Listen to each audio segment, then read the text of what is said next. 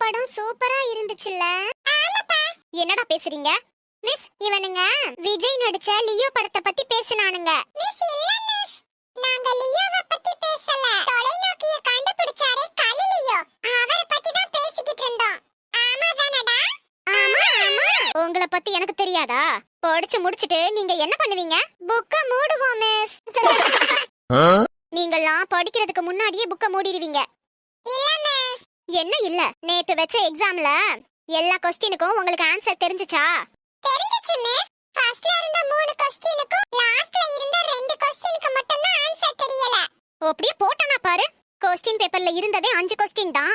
மூஞ்சியும் மொகரையும். சரி ஸ்டூடண்ட்ஸ், படிக்கிற பசங்க ஒரு நாளைக்கு 8 மணி நேரமாவது தூங்கணும். மிஸ், வீட்லயா ஸ்கூல்லயா? ஸ்கூல்ல தான்டா. நாளைக்கு வரும்போது பாயும் தலவாணியும் எடுத்துட்டு வந்து ஸ்கூல்லயே படுத்துக்கோ.